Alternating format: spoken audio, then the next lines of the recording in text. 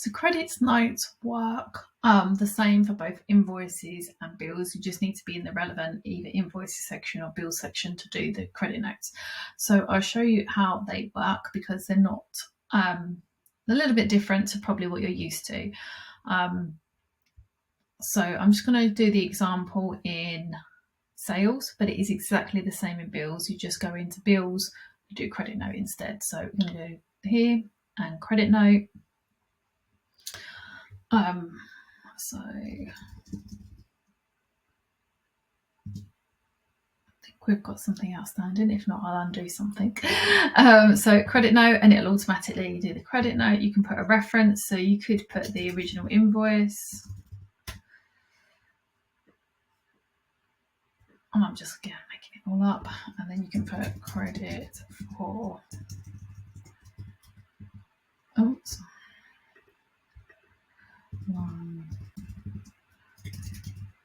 You want to make sure it's the same sales type that you're putting in, and obviously the same tax rate, and you want to make sure it's the same region and department if you're tracking. You would then approve, or it can go through the same process as before, the submit for approval and everything. And what it will do now is it will bring up the outstanding invoices to allocate the credit against. And this again will be the same for bills and invoices. You can then put in the amount of credit, and then it will say that, right, oh, it was 120, wasn't it? I've marked that one up.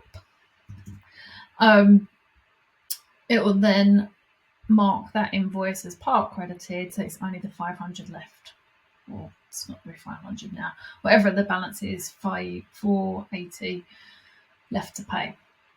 If there are no invoices and you're just going to do it as a cash refund, or you just want to do it as a refund, you can pop in the details here, and then that'll be ready on the bank statement, ready to reconcile to.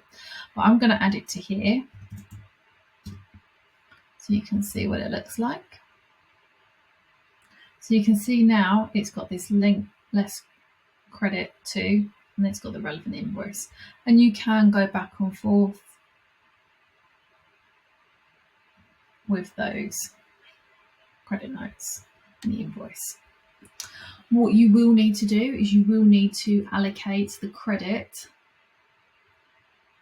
to the invoice or to the bill before you match it up in the bank reconciliation. You cannot do the credit part on the bank rec side. So you need to allocate the credit first, and then you can go into the bank rec and match up the bank rec, because otherwise it just won't work, basically.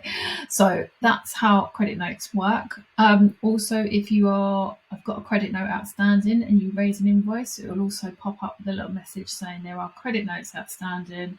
Do you want to allocate this credit note to this invoice?